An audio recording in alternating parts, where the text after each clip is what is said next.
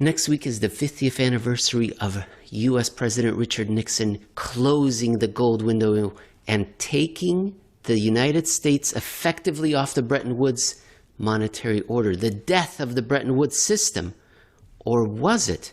In this episode, we're going to tell you that actually the Bretton Woods monetary order died many years earlier. And 1971 was just when people noticed. We're going to talk about that with Jeff Snider, the head of global research at Alhambra Partners. But first, ladies and gentlemen, if this show had a sponsor, I could say that today's episode is sponsored by Blockworks, which will be hosting a conference in Bretton Woods, New Hampshire from the 11th through the 13th of August, centered on the question, what is the future of money? The ladies will be well represented with presenters such as Amy Oldenburg, Lynn Alden, Danielle DiMartino Booth, Dr. Pippa Malmgren, Stephanie Miller, and Casey Wagner. Gentlemen will be presenting as well, including Nick Carter, Dimitri Kofinas, Vikram Ansharamani, Jeff Booth, and Dan Oliver.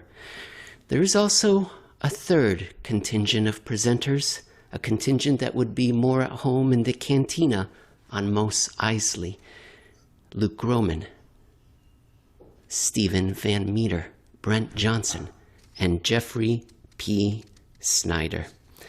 Jeff, how happy do you think your hosts are going to be when you tell them that their 50th anniversary of the death of Bretton Woods is actually off by a decade and a half? I don't know if they'll be so much surprised as they will be shocked. I mean, it's sort of it's very much accepted. And as you said, 50 years have gone by now, half a century. It's pretty well. I doubt anybody would think anything else, simply because it's what we've been told. It's what we tell ourselves. It's the very neat and tidy end to something that most people don't understand anyway. So it's all a bunch of fuzziness. Why not August of 1971? It sounds good to me. We're going to be talking about an essay that you wrote at Real Clear Markets that the audience can read along and study at their own leisure. And it was posted on the 23rd of July. And the title is, No Matter What They Say, the Future Isn't Inflationary. And that's what you say, Jeff. You say everyone thought that Bretton Woods ended on August 1971, but you bring up the word November 1961 and something called the London Gold Pool. Jeff, let me draw attention to that very first word, London. London. Not an accident. Not an accident. That place comes up over and over in our stories. London Gold Pool. Well, let's step back first. I mean, before we talk about the London Gold Pool, let's talk about Bretton Woods itself. I mean, I don't, there's, as I said, it's a very fuzzy concept to most people. First of all, we're talking about what seems like ancient history. And second of all, gold, what the hell? Gold, what does that have to do with internet? It's not a true gold standard. It wasn't like people were using gold as money in individual economies, because FDR took us off the real gold standard in 1933. So it wasn't a gold standard. It was a gold exchange standard, which was quite different. And really what a gold exchange standard was essentially we used paper national currencies backed by gold. And what does it mean to be backed by gold? It means that when you got a Federal Reserve note, these dollar bills as we call them, it said on there, it was essentially gave you the right to walk into a Federal Reserve bank or the Treasury and say, I don't want this worthless piece of paper. I want the gold content that the paper gives me the rights to claim. Convertibility. Well, since the American citizens were no longer able to hold gold, that meant only foreigners could do this. So the US dollar was still convertible into gold, but only foreign officials could do that. And they only wanted to do that in certain situations where US dollars tended to build up in their holdings. So if say the Swiss National Bank found itself holding a lot of US dollars, they didn't want to hold a lot of US paper dollars. They would claim, they would convert some of those paper dollars into US reserves of gold. They would claim and convert US gold reserves. So that created a natural tendency between the needs of an international reserve currency, the requirements that the reserve currency must meet, and that limited ability of the national reserves to back that currency. This is what Robert Triffin called his dilemma or paradox, which is simply that in a globalizing system which requires enough reserve currency to be available readily across a whole wide part of the world, in fact, much of the world, that would always cause this natural tendency or even contradiction, because so much currency, national currency, paper currency outside the United States would inevitably lead to convertibility, which would then drain domestic reserves, thereby causing all sorts of problems, because eventually, if left unchecked, U.S. reserves would be exhausted, or at least, they would be drained so much that confidence in the system would just completely break down.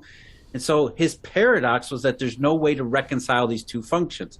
How do you have a national reserve back essentially a global currency where you need more and more currency outside of that national reserve's ability to back that entire system? And so that's what we mean by the Bretton Woods standard, was that national currency tied, or international currency, reserve currency tied to U.S. national gold reserves. Actually, it was a co-reserve with the British pound, but by the late 40s, early 50s, everybody knew the pound wasn't going to cut it.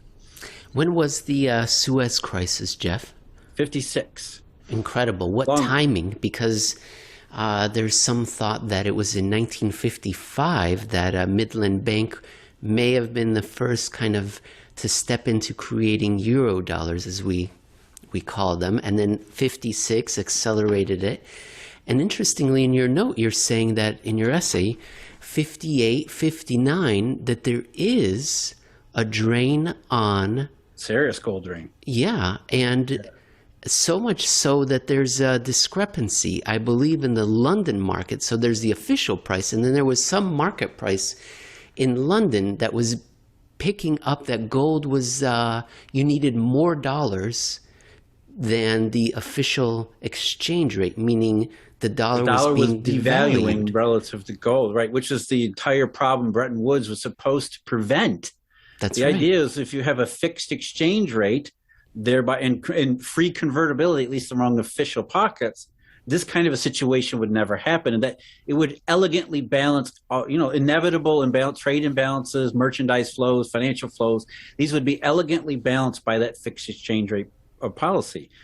But as Robert Triffin wisely observed, there's always that natural tendency. You cannot have the needs of a reserve currency be met by a limited supply of national reserves. It's just those two things are set in opposition. And it didn't end in August of 1971. As we're talking about, we could see the creaks and the cracks, and you could hear things start to go wrong, and you could see warning signs in the middle 50s and late 50s. So already there were things that were this contradiction. I mean, Robert Triffin's, I think he wrote about his paradox in the late 50s or early 60s. It wasn't in the 1970s. So this was not something that was a surprise to those who were paying attention. And if I remember correctly, Paul Ising wrote his book in the early 60s, but in it he was talking about how in the late 50s, London bankers were telling him to hush, hush, and keep it on the download, that they were creating money, U.S. dollars. There's some sort of U.S. dollar business taking place in London, and officials in America were we're skipping ahead. The London gold pool. Basically, countries got together and said, listen, this market exchange rate is telling us that there's a disconnect. We're not keeping to our fixed exchange rate. So we, gigantic countries with huge gold reserves, are going to work together to peg the dollar and gold to what we say it is. Right, and that's Emil. Sorry to interrupt, but that's sort of what Robert Triffin was talking about. So if we can't use one nation's reserves to back an international currency, let's try to bring in other nations' reserves to make the gold reserve, that much larger. But that was already a violation of Bretton Woods, certainly the spirit of Bretton Woods, if not the actual fabric and framework of Bretton Woods, because Bretton Woods was supposed to be fixed gold exchange. And now we have all the major countries, most of them in Europe, working together to try to hold this thing together as it was coming apart. And that's really the point here, is that this thing was already starting to come apart. In the formation of the London Gold Pool in November 1961, I always say 1960, I get that date wrong for some reason. November 1961, they formed the London Gold Pool, which was not sort of a warning sign. It was sort of an admission, a tacit admission that Bretton Woods had already started to break down. And if Bretton Woods is breaking down and there's these dollars outside the United States, it's a fair question to ask next, what was really going on? What was really taking over? Where was this reserve currency coming from? And once you start to look at that, what is the actual reserve currency, or what is it that's meeting the roles that are required of a reserve currency system? Because it sure couldn't have been paper US dollars printed by the Federal Reserve. So the Federal Reserve officials noticed this, obviously, the London gold pool. They may have not noticed what Midland Bank was doing. The British Banking Association sure did. They noticed. They just didn't know what they were saying. I mean, like, they would talk during the FOMC discussions about how dollar rates in London, as you pointed out earlier, London comes back to we come back to London a lot. But dollar rates in London would be higher than they would be in New York. And they would say that interest rate differential was one of the reasons for what they called a current account problem, yes, which was dollars flowing outside the United States. Again, mistaking the cause and effect here, but seeing some of the symptoms and saying there's a dollar imbalance, dollars are flowing back and forth outside the United States. Some of them are coming back in, but not really understanding that this is a currency system that's developing in these shadows. As Paul Einzing said, the bankers who were doing this didn't want anybody to really know about it because they were making so much money off it. And the reason they were making so much money off it was because getting back to Robert Triffin, there was this need for it. A reserve currency was required because the global economy was being globalized in a very good and beneficial way. Economies that were very different, very separated by geography, separated by language. Suddenly they could intermediate together in a common language of the US dollar. They could trade with each other. They could trade financial flows. They become closer politically. All the beneficial stuff from globalization that is required of a reserve currency that the Bretton Woods US dollar gold exchange system just could not possibly meet. But this bank-centered, offshore, largely London-based system really could, and there was a lot of money in those early days for banks to undertake that role. You bring us a quote from September 1963 from the FOMC where indeed, they at first thought that this was a balance of payment issue, and you say that they try to control it with currency controls and hiking interest rates. So in September 1963, they say, within this sector, there does not seem to have been much change on the short-term account. The rise in U.S. short-term rates has not altered rate differentials in relation to major financial centers abroad. Eurodollar rates have increased virtually as much as U.S. rates. So they thought this was regulation Q. And as you say, instead, what you see there is that there was demand for dollars such that outside the United States, no matter what the domestic U.S. rate would be, they were willing to pay more outside the U.S. Again, it's a sign of what's going on here. The demand for dollars outside the U.S. was such that they would pay higher rates just to do that, just to get them. You bring us an example from one of my absolute favorite countries to visit, Italy. Beyond just the great leather goods and food, Jeff, what was happening in the 1960s? Italy was a mess, as you could probably imagine. Obviously their experience in World War II left the country devastated, political problems, social problems, pretty much everything that led into economic problems. So that, 1960s roll around, they have a persistent current account deficit, which means more currency coming in that they owe going out. I mean, they have a severe problem, except that while they had a legitimate merchandise deficit, the problem was some of that was hidden in the statistics because Italian banks were beginning to really access this global reserve to fill in their current account hole, which means local Italian banks that were short of currency after a merchandise trade, there's more currency going out than in, they decided to fill that gap by going into the Eurodollar market and borrowing these dollars. And so they could intermediate essentially Italy's current account deficit through the US dollar, but not just dollars, but US dollars that were based on borrowing in the Eurodollar market. I'm going to read an example, but first let's tell people how much it was. It was $150 million, this current account hole, which doesn't sound like a lot. Everyone's got that in their office drawer. But that was a lot of money, and I bring this up because later we're going to bring up a number that's even bigger that was solved like this, but $150 million hole, huge. And you say people were betting that the lira would lose value, as they should have, except guess what?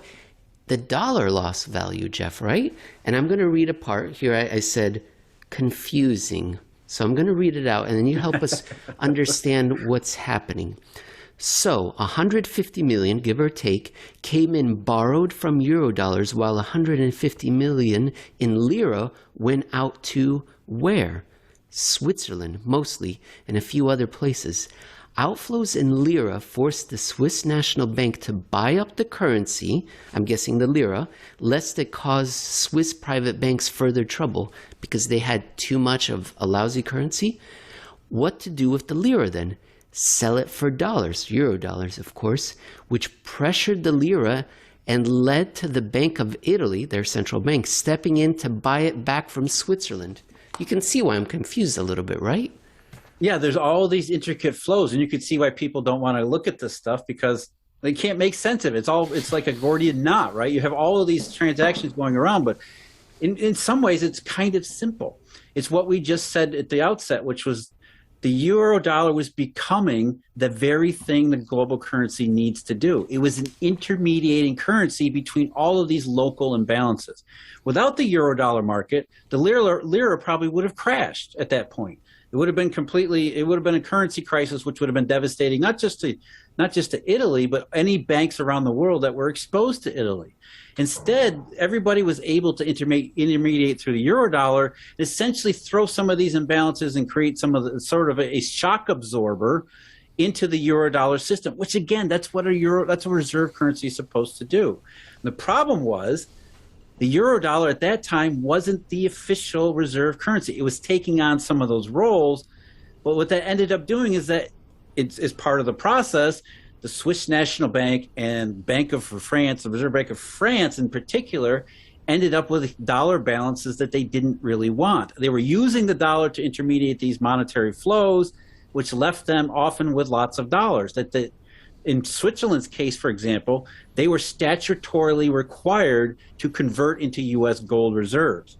And what they did was, as these dollars accumulated on the Swiss National Bank's balance sheet, and the law said you have to convert them, well, they decided to do something that has become familiar to our modern 21st century ears, is instead of converting into U.S. gold because they were sympathetic to the Federal Reserve and the U.S. Treasury's plight of losing gold reserves outside the United States, instead of converting into U.S. gold, they swapped these dollars into the eurodollar market. So in one sense, they were double intermediating through the eurodollar system to manage all of these monetary flows that I understand completely. They're not easy to intuitively understand how these things work and what they're actually doing. But by and large, what we're saying here is that here we are in the early 60s, and the eurodollar was being the almost perfect intermediary for all of these things as the Bretton Woods system was breaking down more and more. Now, the French central bank, because of politics and other things, they didn't care about that. They just simply converted into U.S. gold reserves. That's why France was the biggest beneficiary of gold flows outside the United States. Whereas especially in the post-London gold pool era, the Swiss National Bank, Bundesbank, and some of the other European central banks, and even the Bank of Japan, were more likely to engage in these kinds of derivative transactions, intermediating through the eurodollar market to try to manage and continue and maintain the illusion of the Bretton Woods system as long as they possibly could. But that's all it was. Throughout the 60s and really the late 50s, Bretton Woods had broken down to become an illusion as this eurodollar system became more and more important because it more and more absorbed the roles of the reserve currency. So on paper, the global reserve currency, even since 1971, is the US dollar. But in every way that matters, long before 1971, it's the eurodollar system that is taking on these roles. There's a delightful paragraph in here that exudes befuddlement and consternation from the FOMC as they say, this should have happened, but this is actually what happened with the currency. And so I encourage the audience That's common in the Eurodollar era, isn't it? I mean, right up until the present day, that's kind of our thing here, if we're really getting down to it. I found it, I liked it very much, but then you came in with this description here, which I just absolutely loved. I'm going to read it out. The Swiss National Bank, for its part, informally rejected Fed overtures that perhaps the Swiss might be better served using their own currency to stabilize their own currency. Very funny, Jeff. And the Swiss apparently chirped back and said, meh.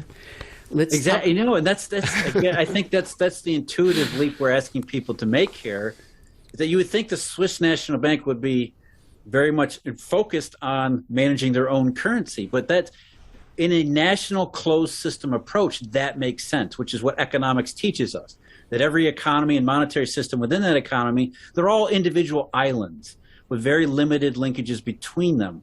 That's what DSGE models are built from, the idea that the U.S. is just the U.S., and it has only maybe minor trade links and monetary flows with other parts of the U.S. or other parts of the world. And so we should look at just Switzerland as just Switzerland. And that's completely not the case, especially when you get into the Eurodollar era, where these global monetary flows and economic flows, it's really one globalized system. And that's why we have this global reserve currency, where the Swiss say, why would we just worry about the franc? We got to worry about dollars and lira and everything else. And the fact that we have this Eurodollar system available to us to help us intermediate and intermediate as well as manage our just day-to-day technicals, what we need to do to get by on any given day. Why wouldn't we take advantage of that kind of a system? Because that's what it's for. But to U.S. officials, they're thinking that no, that's our dollar. That's ours. We have to. We don't care about you guys. We only care about what goes on in the United States. And that's really, as you said, it's this kind of disconnect that has plagued them and us ever since this began. And that's really why we're even here talking right now, is because that can, as hard as it is to believe, 60 some odd, almost 60 years later, they still don't have that kind of gap, the intellectual gap filled. They're still looking at this as a closed system U.S. dollar, and people are still thinking that Bretton Woods ended in August 1971. Exactly. That's our thesis, is that it didn't. We've already given the example that there was so many dollars out there that gold had become unmoored, so many dollars that Italy was able to manage a huge current account deficit hole, and that the Swiss were doing something with dollars that the Fed was quite annoyed with and troubled by. Now we're going to go even further to Japan, and now it's a $200 million hole that, again, this surfeit of dollars outside of America was already taken care of. Let's talk about Japan then, Jeff. So we brought this up a couple episodes ago, and what is the story here? They needed to do a $200 million transaction, but why? Same reason as Italy. I mean, Japan in the early, early post-war era, the yen wasn't completely convertible, nor was it really useful outside of Japan. So Japan had, as many countries around the world today do, they have a dollar short, which just simply means they need to acquire dollars so that they can be on global markets. And at that time, Japan aspired to transform itself into a peaceful industrial powerhouse. And in order to do it, they needed the monetary resources, which they acquired in this Eurodollar market. Now, as in those early Eurodollar years, you might expect it didn't go so smoothly all the time. It wasn't a mature system. And so there were bumps in the road along the way, not just for Italy or Switzerland or anybody else. The Japanese found themselves in the same year, I think it was 1963. In fact, these things that we're talking about are actually related. We don't need to get into how they're related, but some of these things are related.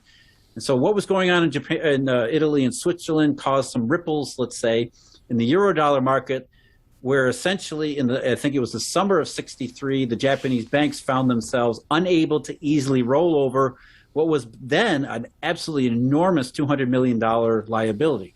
And all that meant was that they had borrowed $200 million in Eurodollar market. They were rolling them over short term.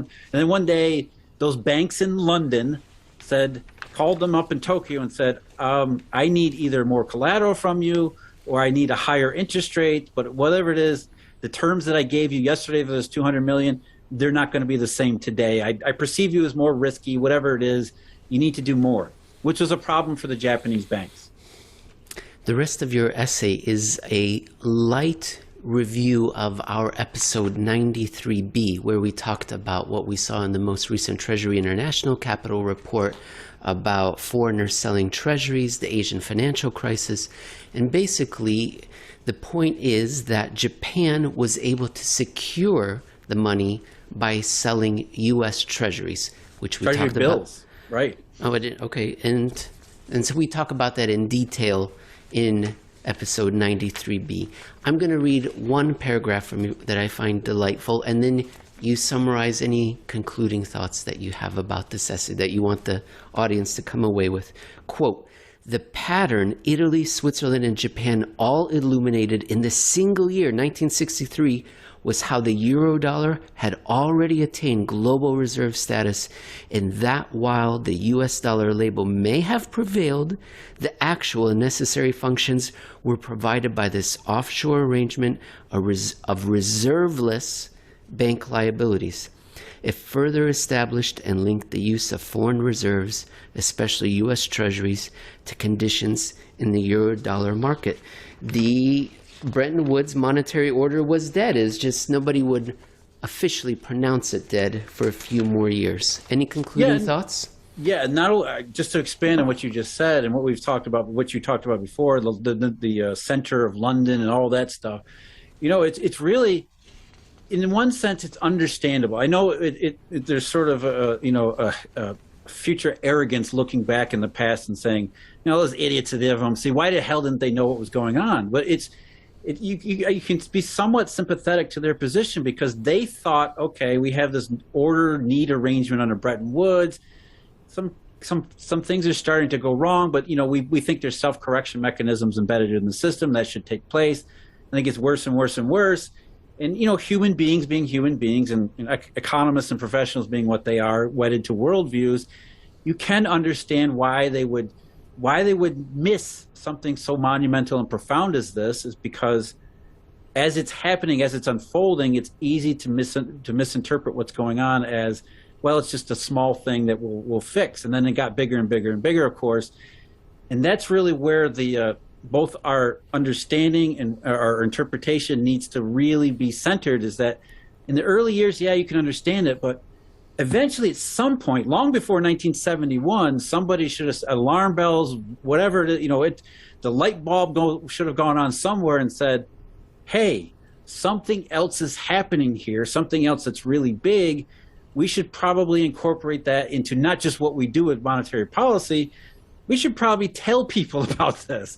Instead, it went the opposite direction. As you know, Stephen Goldfeld in 1976's Missing Money treatise, the FOMC saying M1, M2 are obsolete. Those things were never really publicized. Those were never really given to the public, so that even today, 50 years later, by and large, I would say 99.9999% of the people of the small subset that actually thinks about this kind of stuff or even knows what Bretton Woods is, they still believe August 1971 is somehow significant, and it's really not. When you realize how and why it's not significant, that's when you really start to understand all of these things that we're talking about, that out-of-date worldview colliding with the realities of the system and the way it actually works. We're not asking too much of our monetary officials to have been clued in about this. I know, for example, that Goldfields Mineral Services was clued in. This is a private company, mining company, and they said something's wrong. In the mid-1960s, they said, you know what? This is off, this isn't working, and we believe that the gold price will become unmoored and freely floating. And they began doing research that they continued for until this year, I believe. Anyways, so private individuals, private companies knew something was wrong and began investigating it. Jeff, another marker on the way to 1971 that should have told you something is desperately wrong was the creation of special drawing rights in 1969, the disbursement of them by the International Monetary Fund. We're going to talk about that next in part 2. Record. Let me hit this. Showtime. Next week is the 50th anniversary of the death of Bretton Woods, when